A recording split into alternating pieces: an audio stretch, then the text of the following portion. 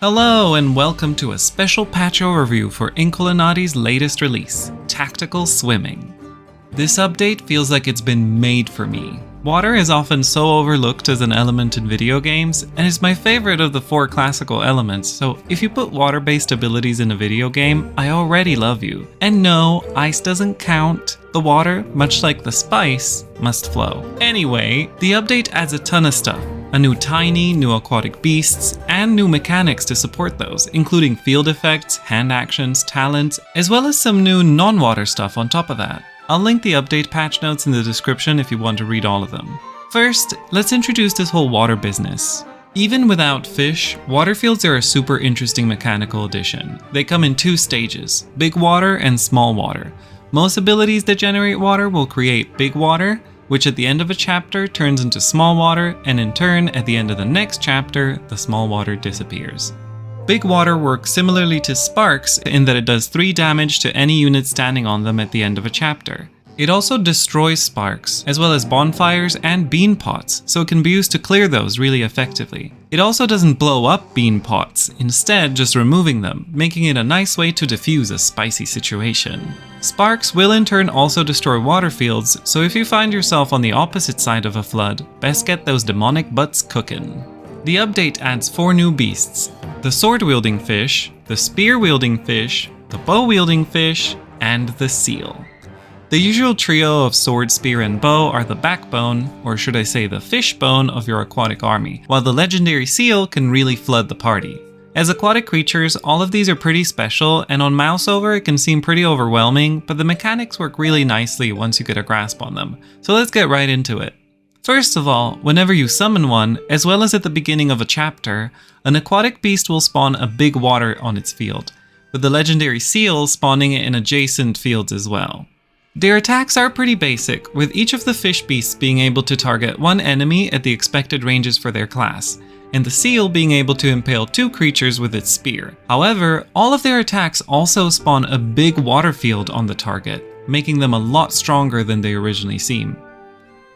They also all get a special ability called Massive Flood, which lets them spawn 3 big water fields adjacent to each other. Aquatic beasts are of course immune to big water damage and love being in water, big or small.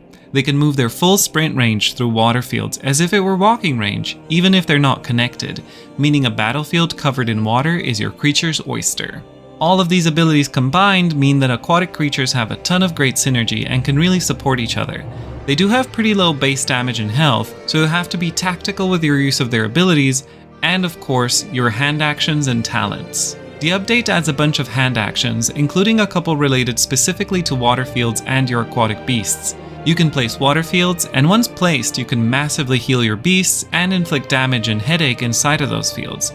These all work at much greater strength than similar abilities that don't require water to function. But this is just the beginning. Your aquatic army is really going to shine when synergizing with the new talents. There are a ton of amazing talents that can really make your title tactics stand out. First, you may be thinking, so we have 4 beasts that can basically cover the battlefield in water, but what about all the other beasts you'll acquire on your journey? Will you constantly have to work around damage fields that inconvenience or even kill your army? Not quite. One of your starting talents can be Friendly Water, which makes all of your beasts immune to water damage. This is extremely useful, especially as later on, your water fields can actually be beneficial. There are talents which let your beast get halos, cure negative effects, and even heal while standing in water.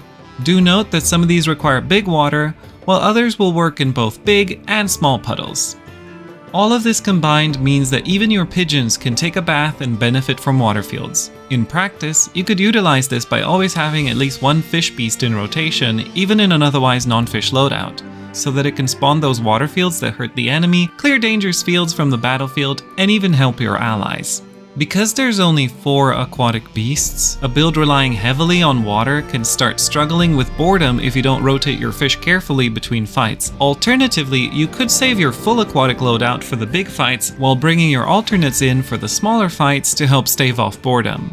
Overall, this awesome update doesn't just add aquatic content. With 8 hand actions and 26 new talents, as well as balance updates, this is an amazing addition to the game. Again, if you'd like to take a look at the full patch notes, I've linked those in the description.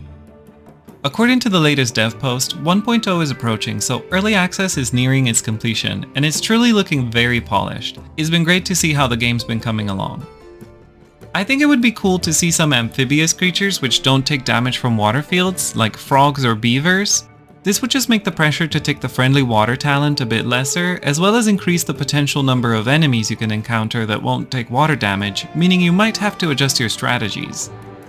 I also wouldn't mind one or two more aquatic beasts down the line, like maybe a sea serpent that could be an epic beast equivalent to the dragon, or maybe even just some obstacles which have to deal with water, like a barrel that when popped releases water around it. Ooh, or something that specifically spills water down on the level below. That seems a bit dumb, but could be fun.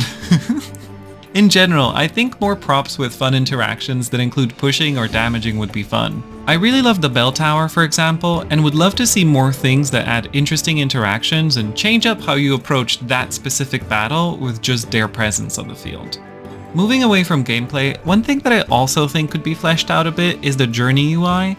I had no idea whether I actually started the 2-star version of the journey correctly until I got to Act 6. I honestly think it would be cool to just have 3 separate journeys, each with a name and its own little storyline, rather than just replaying mostly the same beats 3 times, with a little extra at the end. I know story's not something this game feels particularly interested in exploring, but I think a journey themed around Hildegard or Dante could be really cool. Oh, and this is a small thing, but the water punch should totally be a wipe or smear of some sort. After all, we are fighting ink. If you'd like to check out Inkulinati, as of posting this video, it's currently on sale on Steam, so I'll link to it in the description. Hey, thanks for watching my little video. I actually immediately rushed to unlock the new content as soon as the update dropped, so if you'd like to see my journey to unlocking it, I'll be uploading those gameplay videos soon. For more Inkulinati content, I do already have a playthrough of our first journey uploaded, and there's definitely more coming in the future. You can also check out my other stuff. I play a lot of demos and early access games, and I love city builders and management games. I upload mostly gameplay videos, but I want to do more edited content in the future. If you'd like to support me, subscribing and commenting really helps a lot. And you can also follow me on Twitch, where I stream 5 times a week. That's also where you can throw money at me to help me keep going. Thanks again for watching, have a good one, bye!